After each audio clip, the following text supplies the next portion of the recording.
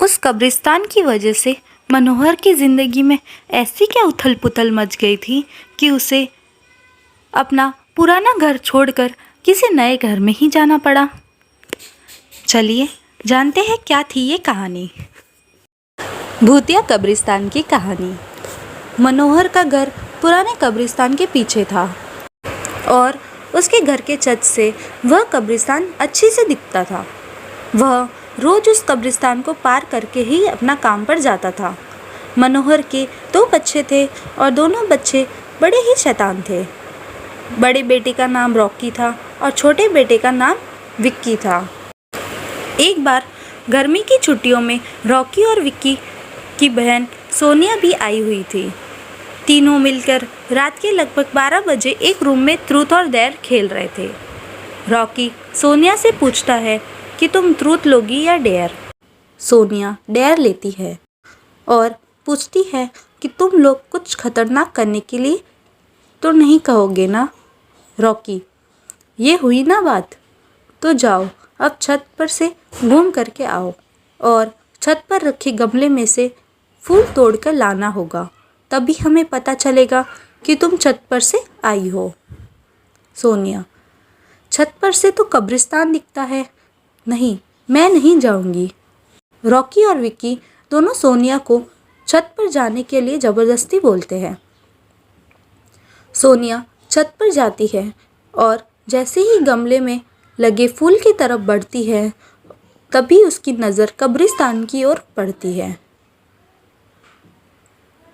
कब्रिस्तान में एक बड़ा सा सूखा पेड़ होता है। वह देखती है कि उस पेड़ पर एक सर कटी हुई उल्टी लाश लटक रही होती है। सोनिया उसे देखती है और ज़ोर से चिल्लाती हुई बेहोश हो जाती है। फिर जब सोनिया बहुत देर तक छत पर से नहीं लौटती तो रॉकी और विक्की दोनों डर जाते हैं और वह छत पर जा कर के देखते हैं तो पाते हैं कि सोनिया तो बेहोश पड़ी है। वो तुरंत मनोहर को बुलाते हैं और सारी बात बताते हैं। मनोहर, तुम तीनों को ऐसा खेल खेलने की ज़रूरत क्या थी? और रॉकी, तुम तो जानते हो उस कब्रिस्तान के बारे में कैसी कैसी खबरें आती हैं, फिर भी तुमने सोनिया को रात में छत पर जाने के लिए क्यों भेजा? रॉकी, सॉरी डैड, मुझसे गलती हो गई, हम आगे से ऐसा नहीं करेंगे। मनोहर, और फिर कभी दोबारा ऐसा काम किया तो तुम दोनों को उसी कब्रिस्तान में छोड़ आऊँगा। अच्छा सोनिया बेटी, ये बताओ तुमने वहाँ ऐसा क्या देख लिया कि तुम वही बेहोश हो गई?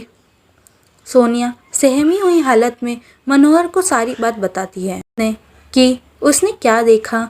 मनोहर ने उस कब्रिस्तान के बारे में ऐसी खबरें पहले भी सुनी हुई थी, इसलिए वह सोनिया को डांटता नहीं है और बच्चे को संभल कर रहने की सलाह देता है।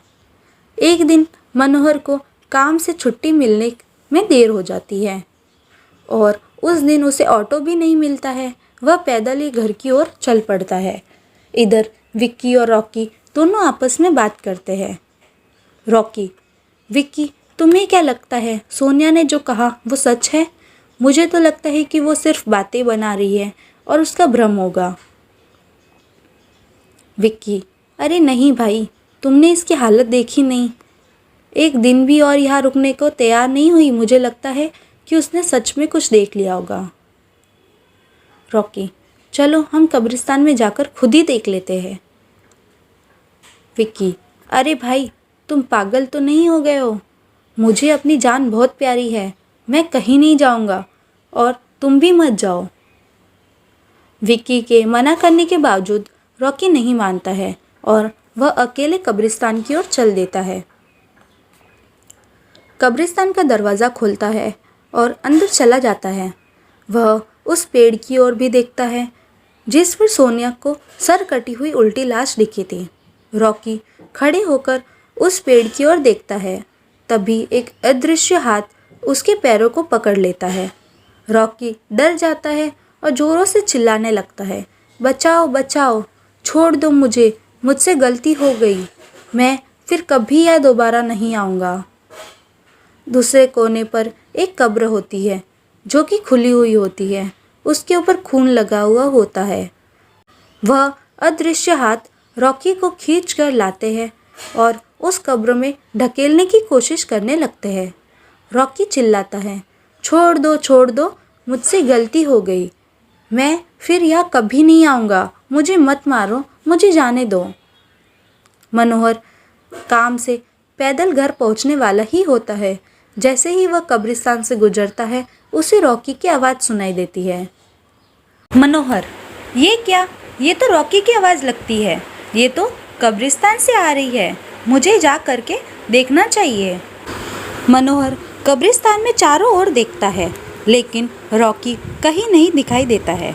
वह घर लौटकर आ जाता है और विक्की से पूछता है कि रॉकी कहाँ है। विक्की, पापा, मेरे बार बार मना करने के बावजूद भी रॉकी कब्रिस्तान में चला गया। वो जानना चाहता था कि सोनिया जो कह रही थी वो सच है या नहीं। मनोहर, हमारे पास समय बिल्कुल भी नहीं है। जाओ, घर के मंदिर में शंख में जो जल रखा है वो जल्दी से लेकर आओ। हमें रॉकी को खोजने कब्रिस्तान जाना पड़ेगा। विक्की वो जल लेकर आता है। मनोहर और विक्की कब्रिस्तान में जाते हैं। मनोहर जल छिड़कता है, फिर उसे किसी के घसीटने का निशान दिखाई देता है। वह समझ जाता है और फिर उस निशान का पीछा करते हुए उस कब्र तक पहुंच जाता है। मनोहर कब्र के आसपास वो जल छिड़कता है। कब्र से अजीब अजीब सी आवाज़ें आती है। विक्की बहुत डर जाता है। मनोहर, मुझे लगता है कि श्रापित प्रेत आत्माओं ने रॉकी को इस कब्र के अंदर कैद कर लिया है। हमें जल्द ही इसे निकालना होगा। तुम ये पवित्र जल आसपास छिड़कते रहो, इससे हमें वे प्रेत आत्मा कोई नुकसान नहीं पहुंचा पाएगी। मैं कब्र को खोलने की कोशिश करता हूँ। मनोहर उस कब्र को खोलने की बहुत कोशिश करता है। अंत में वह कब्र खुल जाती है और उसके अंदर से रॉकी लथपथ बेहोश पड़ा होता है। मनोहर रॉकी को लेकर हॉस्पिटल जाता है। उसकी हालत बहुत गंभीर होती है। उस दिन के बाद मनोहर उस घर को छोड़कर शहर से दूर एक दूसरे घर में अपने पूरे परिवार के साथ रहने चला जाता है। यदि आपको ये हॉरर कहानी पसंद आई है तो इस वीडियो को लाइक करें, शेयर करें और कमेंट्स करें। और ऐसी ही अनोखी कहानियाँ रोज़ सुनने के लिए इस चैनल को सब्सक्राइब करें। Thank you.